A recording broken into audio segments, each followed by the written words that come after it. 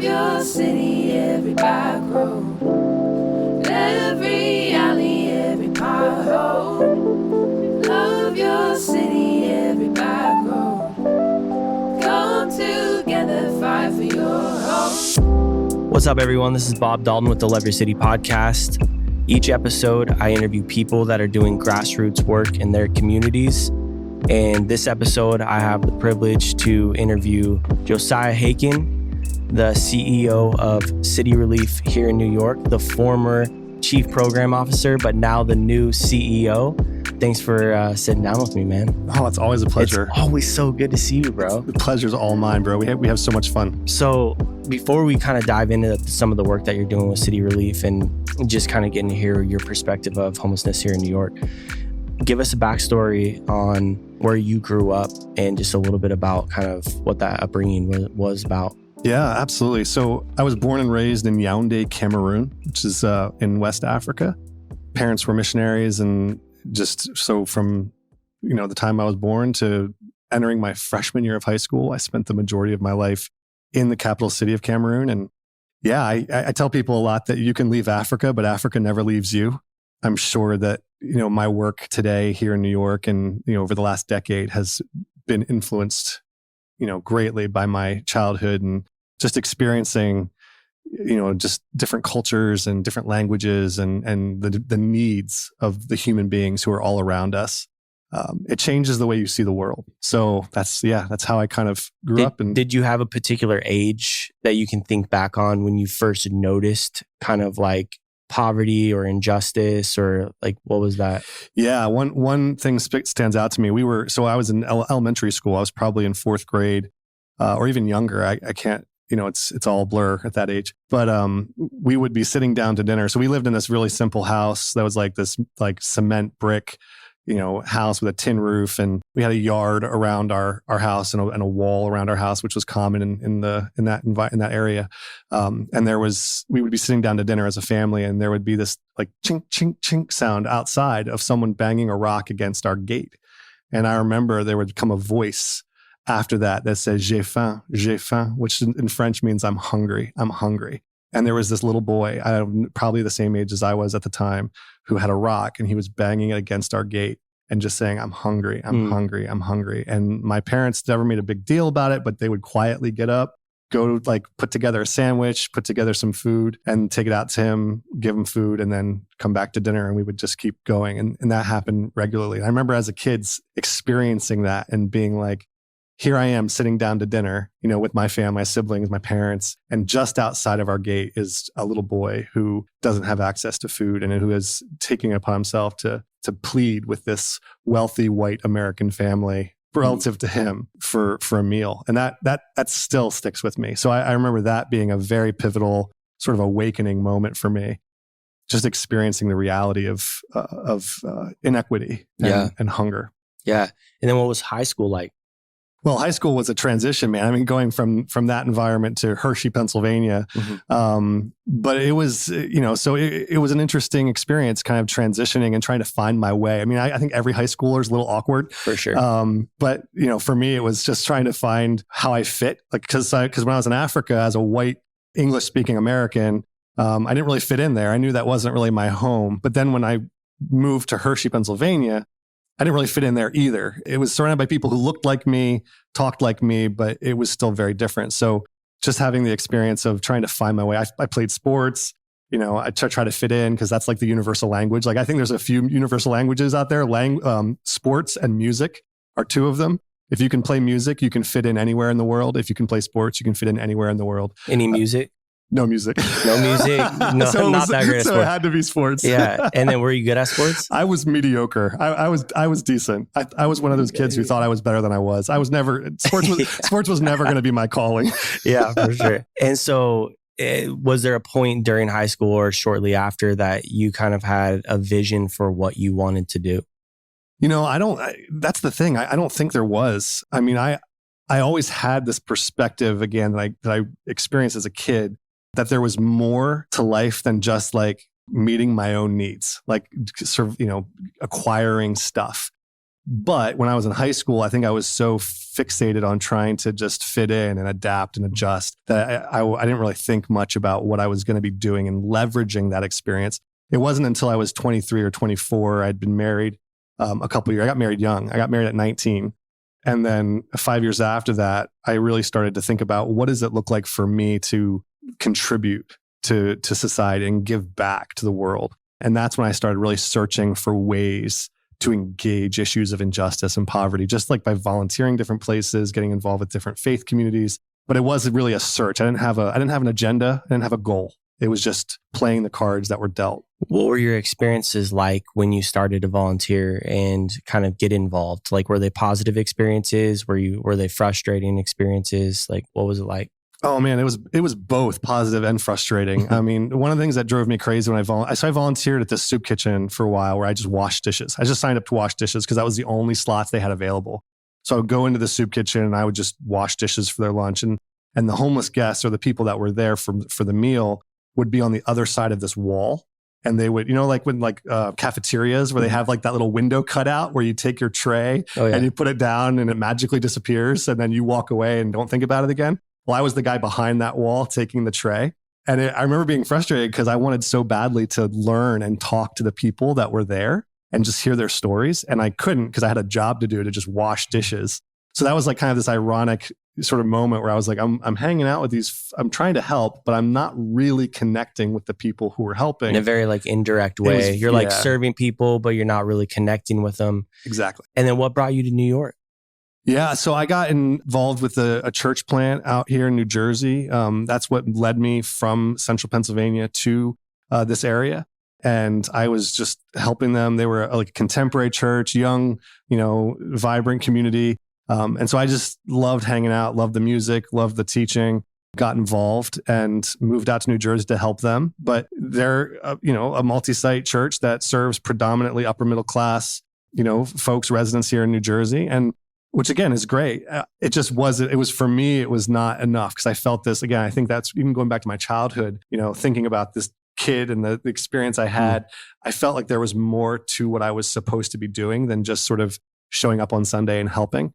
So I was involved with them for a while. And then their pastor actually was the one who invited me to a banquet for the organization I work with now, City Relief. At the time was called New York City Relief. So I came out to this banquet because I'm like, hey, free beer, maybe a free bite to eat. And I learned about this organization. I'm like, man, this is a little different from washing dishes. Like this is a little more interpersonal. It sounds more connected to the people. And so I volunteered one time, and it was incredible. It was like I was transported because we showed up in the South Bronx my first day, and there were so many languages and there were so many people who were different. So when you went to the banquet, that's when you were like, hey, I want to actually check this out and start volunteering. Exactly. This doesn't look like collecting trays. Exactly. And then it's also different from what your experience was in the church at the time where you are also collecting trays. Yes. No, just kidding. they were just nicer trays. They were just nicer trays. And then, and so you get plugged in with City Relief. Walk us through your first kind of volunteer experience where you show up. What was the team like?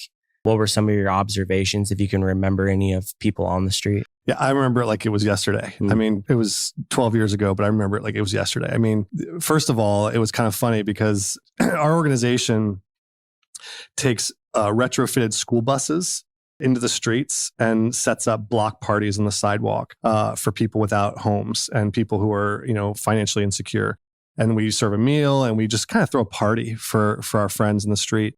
And so I was on this bus. So I got on the bus as a volunteer my first day. And there was a team of volunteers who sat in the front of the bus because that's like they were being trained. But I was like a straggler. So I came on my own because I was introduced at the banquet. And there was another young lady in the back who was doing court-ordered community service. And so me and her ended up sitting on the floor of the bus in the back while this team of volunteers was getting training. And I just remember thinking this was so weird that I'm sitting on the floor of this bus in the back with this woman who's just on her phone, like doing court-ordered community service. And as we're pulling the bus out of the base of operations in Elizabeth, New Jersey, the back door flies open. And it was just everything that could go wrong went wrong for my first day. But we finally got to the South Bronx. There was no parking. So like we just like prayed for parking spot and circled for like 20 minutes until we finally found a spot we could park, set up the outreach. And I remember stepping out and just seeing all these people, like just, South Bronx is one of the most diverse areas in the country. So there's Dominicans, there's Haitians, there's, African Americans, there's white people, there's like all of the above. And I just remember seeing sort of this beautiful like group of people from all over the world. And having grown up in Africa, I was like, I'm home. I finally found my home. And so I got to interact with people, and I met a guy who was in the methadone program, which is something that, exists for people who are struggling with opioid addiction. And he was asking for help because he was getting his treatment, but he wasn't making progress. And he just wanted to talk to somebody about it. So he ended up talking to me, a volunteer who knows nothing about anything, but because I was there and I just happened to be standing there, he ends up opening up to me about his whole life. And I just listened for a while. And then I introduced him to the staff member and tried to get him, some assistance and additional help. But I just remember walking around that block and thinking to myself, like, these are my people. Like, these are the people that I want to spend time with. These are the people that I want to learn from, because these are the people that have such a richness in their life experience. So that's all I remember my first day volunteering. Well, what I love about City Relief, and I want to hear more in depth from you, but what I love about what you guys do is you go to the people. And this podcast, I was going to interview a bunch of people, like do a podcast a week kind of thing, but I really wanted to sit down with, at least for the first 10 people that I felt like were doing really, really important work and unique work, approaching issues in different ways and creative ways. What I love about what you guys are doing is you're meeting people where they're at. You're mobile. So give us an overview of City Relief and why the mobile strategy. Yeah. So the City Relief is our founders basically were, 30 plus years ago, we're doing a Bible study on Isaiah 58. And they were just thinking about, like, what does it mean to live out your faith in a practical way? And if you read the Bible carefully, you realize there's like 1,000+ verses about injustice and stuff. So they started feeling this need to go to New York, where there was a lot of tent communities, and like Port Authority in the 80s was sort of this like really, dilapidated and sort of rundown area with a lot of homelessness. And that was right during the crack epidemic. And so they felt like they were supposed to go to the people and live out their faith by offering a meal, offering connections to services, because there's a lot of people who are in the street who need services. And there's a lot of services that are available to the people in the street. The problem is there's not a lot of connectivity between the two.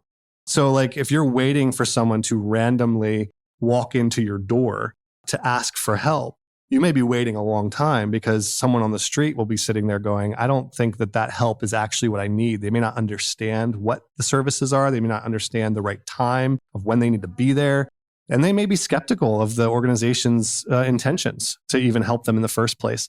So by going to the streets and meeting people where they are, what we can do is we can build instant credibility with folks who are struggling by offering free generosity. Again, no strings attached. Here's a meal. Here's socks and toiletries and essentials to help you survive. Here's a bunch of people who will love you and care for you.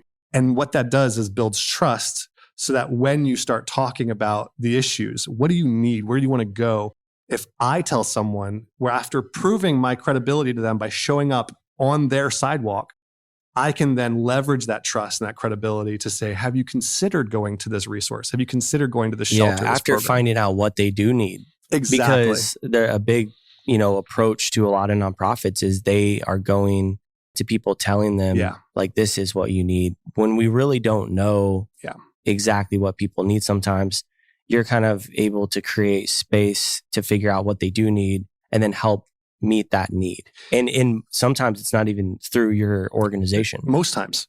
Yeah, most times. I mean, we're just a connector. I mean, I describe us as sort of like the Priceline or the Expedia of the homeless services world. Like, right? Like, we don't actually have any hotels or any shelters or buildings.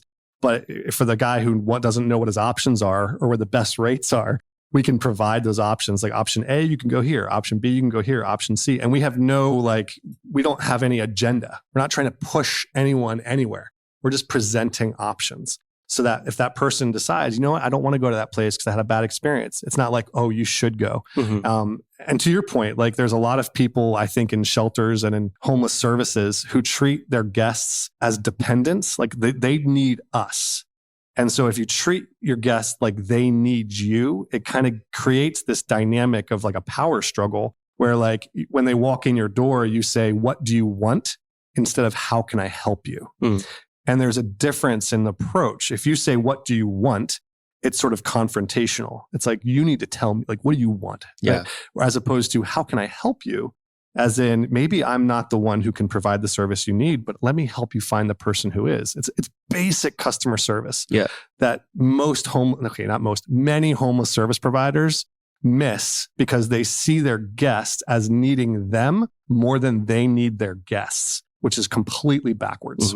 And so you end up partnering with a lot of different organizations in the community.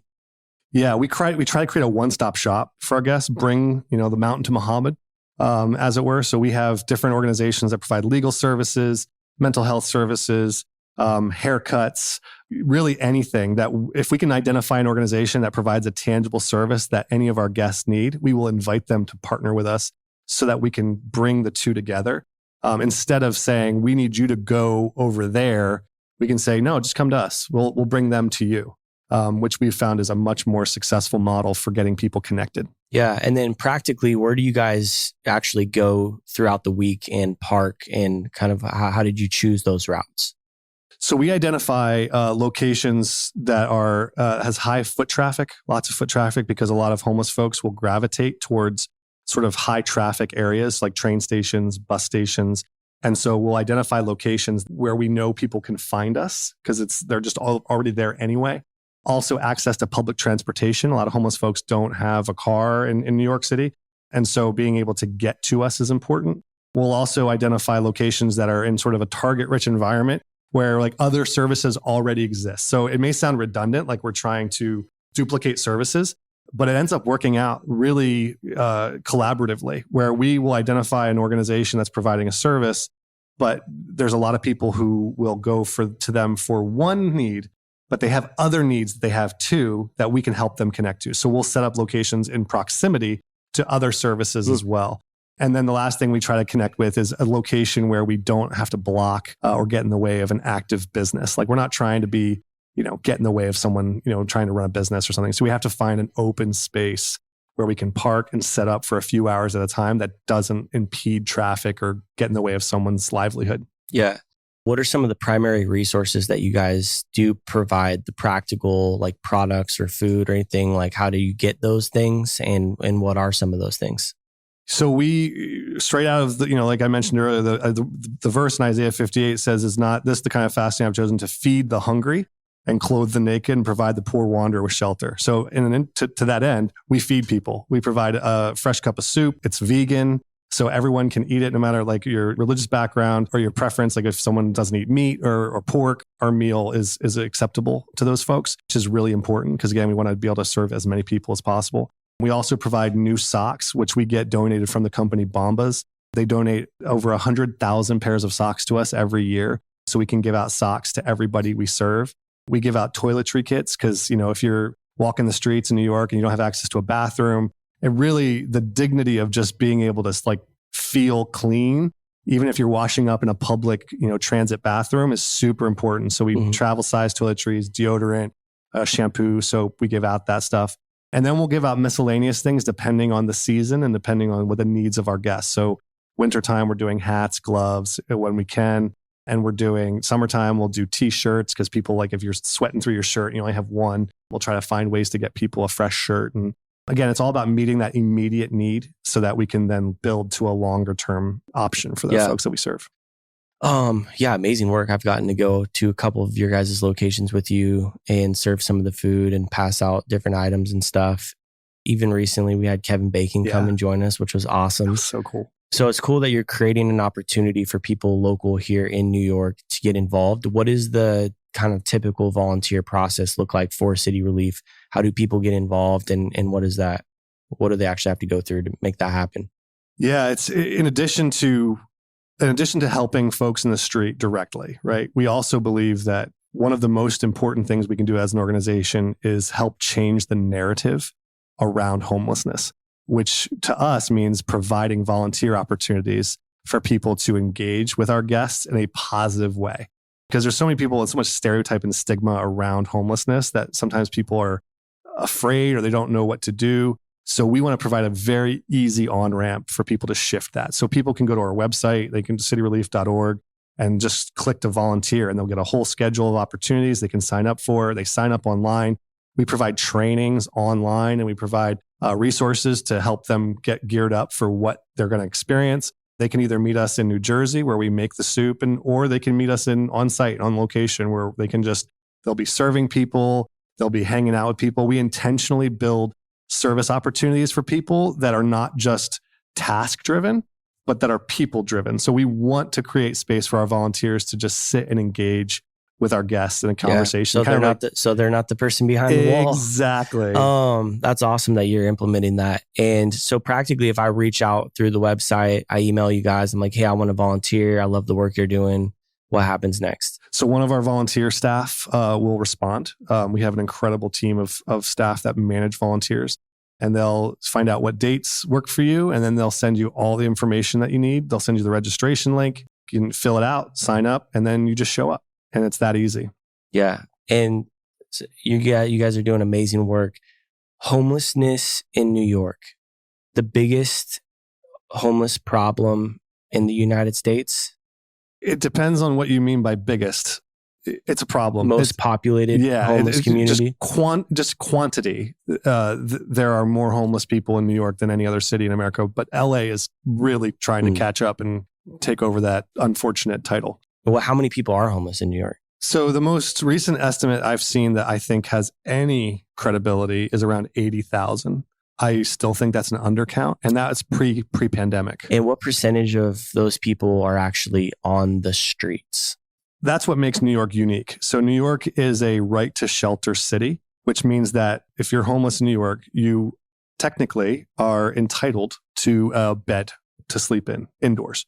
You're not entitled to housing. You're not entitled to a long-term private space that's your own. You're entitled to a bed. And so most of the people who are homeless in New York are in shelters. Now, those shelters, like I said, there's a big difference between shelters and housing. And I think a lot of people don't know that sort of distinction.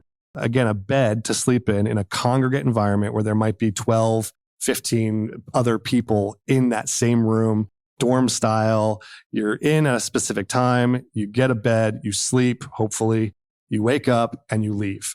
And that's your experience. That's what New York City is obligated to provide. But they are obligated to provide it. So there's a much smaller number of people in the street in New York than, say, on the West Coast and a lot of the cities that you see there because of that dynamic. So in New York, there's probably around, these numbers are online, but there's probably around 50,000 people who are in shelters.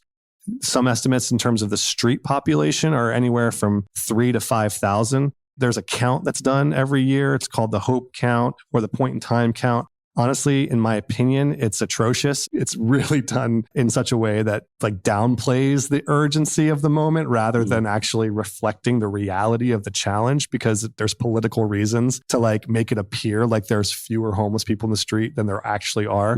So the numbers that you see in these counts, in my view, are vastly undercounted. So, and then we also don't have an accurate count since the pandemic. We have no clue how that's impacted. But either way, there are more people in New York who are sheltered homeless than there are street homeless. Yeah.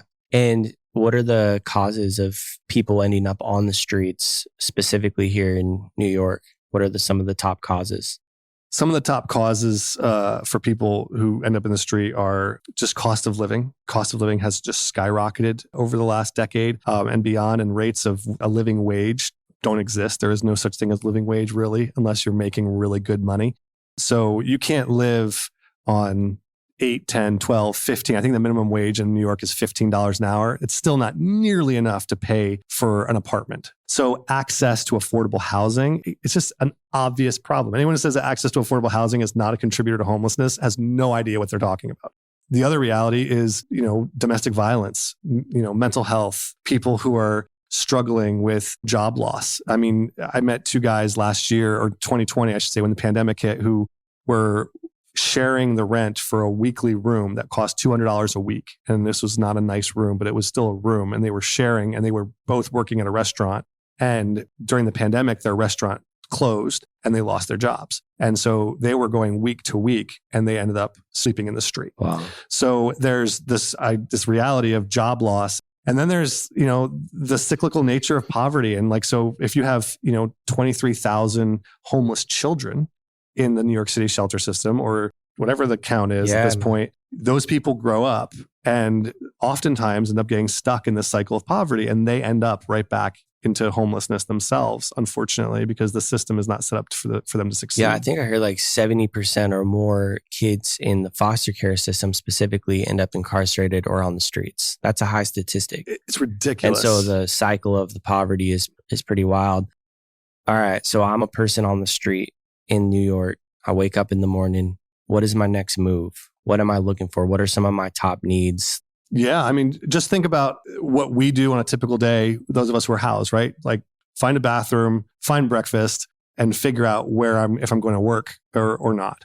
So if you're homeless and you're in the street, first of all, if you're waking up in the morning, you're waking up early morning, because the police will move people around. I know the outreach teams in New York usually go around at 5 a.m., 6 a.m. to engage people, because that's when people start moving and getting up and around. Because people who are sleeping in like ATM vestibules and Penn Station, New York, and in the subways, they'll be moved so they're getting woken up. They're not waking up, they're being woken up. Once that happens, they're going to be shuffled from point. So a lot of people who are in the street will stay in the same geographic area, because their mobility is limited, because even a subway ride costs $2.75 for one ride. So if you're swiping onto the subway, you need to have that $2.75 to get on the subway, or you're jumping the turnstile, which leads to potential problems with getting arrested, ticketed, fined, etc. So your goal when you wake up in the morning is survival. I need to find food. I need to find maybe a job. I need to find laundry services. I need to clean myself up, and then start working on surviving the day. Man, from your perspective, NYPD, what is their role in all of this? Homelessness in the city, what is their approach? What have been some of your encounters with the NYPD on how they're kind of interacting with the homeless? So my perspective is that as a society, and I don't even think this is just unique to New York, I think this is unique to just the United States in general, maybe even globally, because we don't understand homelessness and because we blame homeless people for being homeless. NYPD or the government or the police in general end up being forced to play a disproportionate role in homeless engagement than they should.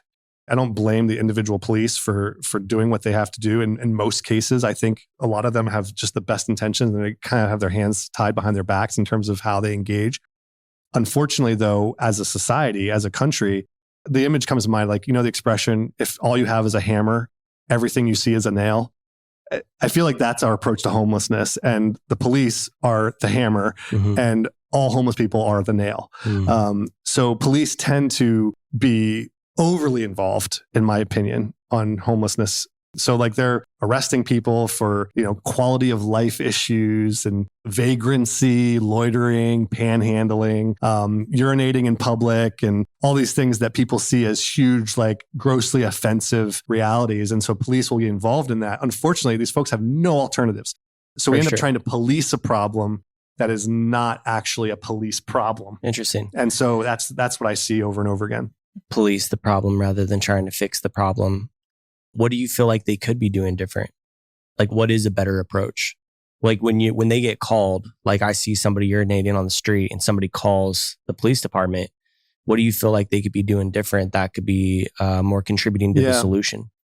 One of the things I've seen police departments do that I think is really helpful is actually getting involved in organizations that are serving the homeless themselves. There is a stigma. I mean, homeless folks often view police as the enemy because they're being woken up, they're being pushed around, they're being threatened to get out of here or else. And so there needs to be a shift from seeing the police as the enemy to seeing them as allies and as actually helpful and supportive. And there are, just to be clear, there are lots of police officers who have that heart and who practice that. I've met them. There's some, we've had police serve with us. We've had people come on their days off and volunteer. And so they are out there. So like we have to avoid generalizations because there are some incredibly gifted, compassionate police officers who deserve to be rewarded and affirmed for their efforts. Unfortunately, though, there's also a reality in the police, departments, and where there's sort of like a tough person, approach. And that, again, I think that's sort of built into the fabric of what it means to be a law enforcement officer. You're enforcing things. You're not actually trying to like help people. So I think connecting social workers, connecting mental health professionals, getting more people like myself and other organizations involved in addressing those issues, I think would be a much more productive approach than just calling the police. Yeah. And so basically, as a person who would be calling the police department, if I see something, I have more access and awareness of the things services that could actually be more helpful. And then when it comes to the police themselves, they would also be educated on different resources and services that they can contact that might be a more effective strategy in actually helping people that are on the street going through a particular situation. Exactly. Rather than just the default of, I'm going to move you or arrest you. Yeah. There's other solutions that could be a little bit more effective in helping with serving and loving people in the city. 100%. Yeah. And part of the problem, though, again, in these cities like New York and LA and San Francisco, and is because there's just such a limited amount of housing available that's like affordable housing, low income housing. Part of the problem is it becomes sort of a shell game, like moving homeless people from one spot to another. So if they send in like, we call them sweeps. Like if they call in like the police and the sanitation department to sweep up a homeless guy who's built an encampment or has a bunch of stuff in a specific sidewalk, that guy is just going to move across the street or around the corner or to another park. Like you're not actually solving anything. You're just moving the guy from point A to point B. So there has to be real solutions in terms of access to legitimate, accessible housing. Yeah. Resources, services. Man, that's really, really helpful. And I'm thankful for you sharing that perspective on that, because I think creating opportunities for us to work together and collaborate and have more access to understanding what's out there for services and help, especially people that could help in a more effective way. That's huge. The politics of New York. Obviously this isn't a political podcast, but I think politics do play a massive role in all of this. What are the kind of decisions that are in place right now and kind of regulations that are in place that you feel like could be better?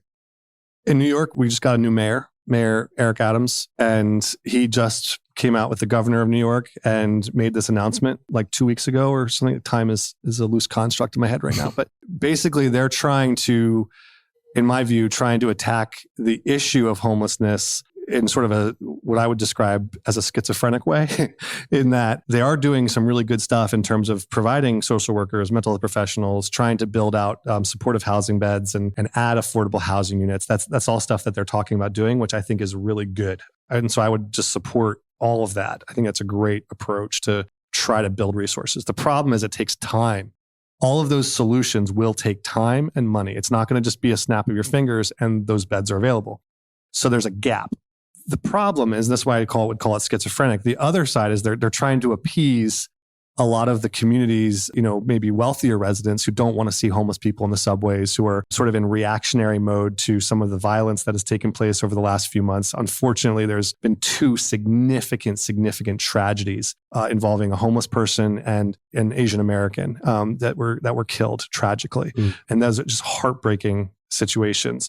So they are reacting, I think, to the reality of this tension between the homeless population and the housed population by trying to police, again, the homeless folks out of the subways, out of the streets. And so they're trying to take, but then they're on the one hand saying, we're going to police it. We're going to add 1,000 police officers to the subway. We're going to make sure people can't just ride the subway all day long. We're going to move them out. You can't sit on the subway. You can't lay down on the subway. You can't do all this, that stuff. The police are going to have to enforce that. Now they'll do that today. Like that's something they can start doing like this moment. And we're already starting to see that. So it's problematic because you have these this approach that sort of appeases and is designed to make the subways safer, quote unquote, which they will do right away, while trying to offer solutions that will take time, which is concerning because you're ending up in a situation where you're going to be doing more policing and more enforcement and moving, again, the homeless shell game, moving people from point A to point B before you even have access. Yeah, you need infrastructure. You need infrastructure. You need to do I would say reverse it. Yeah. Build relationships with the organizations on the ground that are doing the work. Have a really good bird's eye view of what's going on, the services that are being provided. And then while you're actually enforcing new regulations or moving people out of certain circumstances, that might be for the safety of the public, you have a plan in place of where you can actually lead them to, rather than moving them across town and you have other problems in certain areas. But yeah, it's super fascinating. I think, it's on one hand, they do mean well. Absolutely. And then on the other hand, there needs to be a strong plan that is going to take time and resources in order to create the infrastructure that's actually needed. In your opinion, how do you feel like they can get more connected to grassroots organizations in a practical way that could be actually helpful? I think there's lots of ways. And honestly, I really believe in giving officials the benefit of the doubt for as long as possible. So again, the mayor has been the mayor for less than 2 months or 3 months now. So he's got a lot of time to kind of get his feet set and get his administration in place. So I'm still holding out hope. And I know he's talking to some really smart people. So I do know some of the people he's talking to about homelessness who I trust completely. So I do know that he's hearing from people who know what they're talking about, which is really encouraging. But I do think that there's in politics, you're trying to navigate these sort of two worlds simultaneously, which is really challenging. So I do think there needs to be efforts made on the administration's part to continue to learn and listen and even just get connected to organizations that are serving and just almost like a listening tour. I would love to see the mayor and his top officials like volunteering and sitting, like actually showing up and meeting people. Yeah, part of it is them getting involved. And then also part of it is bringing people on the ground into the conversation, because you can only make so many decisions on that high of a level that are actually best for what's going on the ground. That's not just pure enforcement, which typically ends up being the case if you're making high level decisions without having a full landscape view of what's going on and perspectives of people that are actually serving on the ground. One of the best examples I can give of what you just laid out was back in 2011 when the housing bubble sort of had popped and there were all these, the Fannie Mae and Freddie Mac, like the whole thing was just collapsing. So there was like all this economic turmoil and the cities were going broke. Like New York City had a budget problem. They weren't making enough money to pay their bills. And Bloomberg at the time, who everyone would agree was maybe one of the smartest people in the world, like he's not an idiot, but he made a decision to save money by slashing this program that was called the Financial Advantage Program that subsidized rent for low-income New Yorkers because he needed to save money. Again, so I get the idea. We got to save money. Where do we cut? Well, we cut this other program. The problem was New York City, I mentioned earlier, is a right to shelter city, which means the city is obligated to provide shelter by law.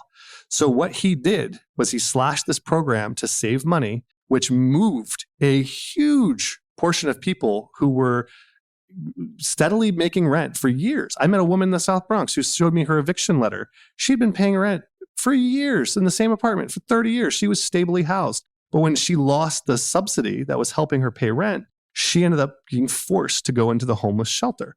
Now, the homeless shelter is expensive. It's like stupid expensive. It's not cheap to shelter people. So what he ended up doing is, in an effort to save money, he cut a program that was keeping people in their apartments, which moved a flood of people over to shelters who, guess what? Who has to pay for that? The city. So he ended up tacking up the bill ended up going up because he just didn't think through, if I cut rent subsidies, I'm going to create thousands of homeless people and then I'm going to have to house those or shelter those people. And I told someone at the time, I'm like, it would have taken one phone call. Like Mayor Bloomberg could have called me on the phone and said, hey, I'm thinking about doing this. what are the consequences that are going to come about? And it would have taken 5 minutes to explain, this is a terrible idea. Yeah. So just getting perspective of people that are doing grassroots work on the streets and just in organizations in general that are doing grassroots work. What I love about now that you are the CEO of City Relief is, and I texted you this as soon as I found out that you were the CEO, you just recently became the CEO, is that there's not a better person than someone like you being in a CEO position than somebody who's gone through different phases of the organization and has actually spent time with people on the streets. You're not just a CEO that bounced from one organization to another organization because you were quote unquote qualified. Your qualification in this case was that you've understood different phases of the organization. You know how to relate with people in your organization. You know how to relate with people and connect with people on the street. How has your journey of experiencing different phases coming into the CEO role played in benefit so far? And what has that experience been? It's been huge. It's been so helpful. I can't imagine someone else walking in from the outside into this role, just where we are as an organization. My perspective, like you said, is shaped by my years of driving our outreach vehicles through the snow and in the heat into the street, breaking up fights, dealing with, severe and chaotic situations. And so what it does is given me a deep level of empathy for our staff and the difficulty of the job that we're asking them to do. And so the biggest thing I think that my experience has given me now in my current role is that it allows me to understand what I'm asking of my team. And so I am not going to ask my team to do anything that I haven't done myself or that I would do myself. And so I can give direction, I can cast vision within the context of how will this impact the people who are literally carrying out this vision on the ground. And what I've seen is that my team has really responded to that. My team has been so affirming and appreciative of the fact that they now have a leader who knows exactly what they're dealing with and knows exactly how, they have what it feels like to get up at 5 a.m. when it's snowed out and you have to go in early to shovel off the buses to get them in the street. I did that, what it means to do a workshop for a podunk church and God knows where for 4 people when, you drive an hour and a half to get there and you think you're going to be doing this big speaking engagement with all these folks. And you're like, oh, great. There's 5 of us. This is fantastic. Yeah. I did that. Right. So all of these conversations that I'm having with my team is all through the lens of that experience of having done it, and then from a policy and from a organizational structural perspective, I've had to think through from going to be, I started out as an outreach leader, driving the bus in the streets, helping people. Then I became the director of outreach. So I was over just a small pocket of people who were in the street. Then I became the VP of outreach operations. So I was, over different programming pieces. And then I became the chief program officer. And so my scope has just gradually grown and grown. So now literally top to bottom, I know every aspect of this organization inside and out, which I know will give my team a lot of confidence. Yeah, one of the most important questions that I think leaders should be asking in this next season is, what is the most effective strategy? And you're going to be able to make the most effective decisions for what's best for the organization because you have a full scope of it. So when you're making financial decisions and stuff like that, you're like, hey, I actually know ways that we could save money or ways that we could be doing things better or ways that we can be doing things more efficiently. So it just brings an overall just better experience for everybody involved. I think another area that people don't think about when it comes to nonprofit management is who we pay and what we pay them. I think in nonprofit world, there is an overemphasis of disparity between the administrative and the fundraising teams and the programmatic teams. Too many organizations lean on underpaying their mission for their frontline staff because they minimize the importance of that role. And so one of the things that I know that I can do is I'm trying to build a more equitable pay structure that acknowledges the challenges and the skill. It's a skill to raise money. It's a skill. It's not easy. It requires a specific skill set. You know what? It's also a skill. de-escalating a situation with a guy in the street who's has no sleep, is intoxicated, and wants to kill somebody. Like, that's a skill too. And so being able, from a leadership perspective, to be able to say, like, yes, I know these skills. I can train both. Yes, they're both important, but it's not. I can give real life examples of stories. Exactly. Yeah. But honestly, nonprofits, organizations, the people who are raising money are often getting paid 3-4 times what the guy on the front lines or the woman on the front lines is getting paid. And so there's this dynamic where frontline staff end up being belittled and taken advantage of and just burning out in some cases because organizational leadership is not appreciative of the skill and the expertise that it takes to do the frontline work. Yeah, that's so good. You have a couple new things coming out, a book and a podcast. Share a little bit about those. Yeah, I've been working on this book for years. And the book is, I was working on a book that was more sort of memoir-esque. And then it occurred to me, someone was talking to a really good friend who said, don't write the book that's going to sell a lot of copies, write the book that needs to be written. And so that changed how I started approaching this project. And so I started writing a book that I believe needs to be written. And the book is called Neighbors with No Doors. And the goal of the book is to help people engage with the lies that we believe about homelessness and homeless people. So the first several chapters are just about like the stereotypes of the lie that homeless people are lazy, the lie that homeless people are just mentally ill or crazy, the lie that homeless people are just addicts, the lie that homeless people are scary. And what I try to do in those first chapters is kind of just address those lies head on with real life stories of people who, might look crazy, but actually once you get to know them, realize there's a lot more going on there. And then the second half of the book is just practical application of how can the average person do something about homelessness? Because that's the other problem is so many people think of homelessness as this massive thing, this massive systemic problem, which it is. But what that does then is it kind of releases them of any obligation to do anything about it because it's so huge. What possible difference could I, the individual, the accountant, the barista at Starbucks, what possible difference could I make? And so my goal in the book is to not only destigmatize and stigmatize the homeless community, but also equip the average person with really simple tools that they can use to engage their homeless neighbors with effectiveness, with intentionality and compassion. So that's the goal of the book. So good. And yeah, I think we're moving into a time where people are starting to notice more. And I think there is a level of compassion that is rising up where people are wanting to do something. But it's overwhelming because it seems like such a big problem, or problems in society seem so big that you kind of you take note of it and then you move on. Yep.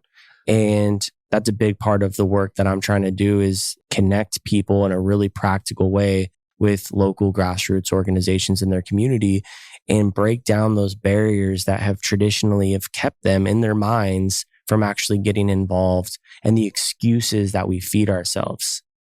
So what's the name of the podcast and the book? So the podcast is the same name as the book, Neighbors with No Doors. I'm creating a website. It's not quite up yet, but it's going to be neighborswithnodoors.com, where I'll have both access to the book, or you can buy the book, and then you can also access the podcast. The podcast, I've already recorded 5 episodes that are they're not out yet, but they're coming. It's been so fascinating. So it's a mix of interviews with people who are experts in this field, both who have experienced homelessness and who haven't. So I'm interviewing people who I know through the years who were in the street when I met them and now are maybe more stable and they're sharing their story. And those are the most fascinating conversations. I just love talking to people and letting them give voice to their own experience, their lived experience, because they're the real experts, are the people who have experienced it themselves. But I'm also interviewing people who are working, it's sort of like I am, in this field of trying to address these issues from an organizational level. And some of the conversations I've had are just fascinating. So I can't wait to share that with the world. That's awesome. Neighbors with No Doors. That's right. .com. Cityrelief.org. That's right. If you want to support financially or get involved if you're here in New York. Final question for you. Why local? Like, why do you feel like it's important for people to take initiative and responsibility for their local community? For several reasons. One of which is it's easier to direct a car that's already moving than one that's parked. So if you want to get somewhere in your life and you want to have a meaningful impact, you should do something. Instead of worrying too much about doing the wrong thing or the right thing, just do something. And the best way to start doing something is right where you are. I love the expression, everywhere you go, there you are. So if you're planted in a specific community, looking around at the people where you are who are struggling and opening your eyes to see their humanity and their struggle, it's transforming, not just for those individuals, but for you. And if you want to have a meaningful life, if you want to have a life that contributes value to the world, the best way to start is right where you are. So I would I can't encourage people enough to find organizations. Go to, loveyourcity.org or .com. Loveyourcity.org. Loveyourcity.org. Thank you. And find organizations nearby that are doing incredible work. That's one of the reasons I love partnering with you and the work that you're doing and Sackcloth and Ashes and now with Love Your City, because you're facilitating those opportunities for transformation, which every meaningful change I have observed through my life and reading and always starts locally. And that's how it begins. And so if you want to make a massive impact, start small, start where you are, and find a way to get engaged.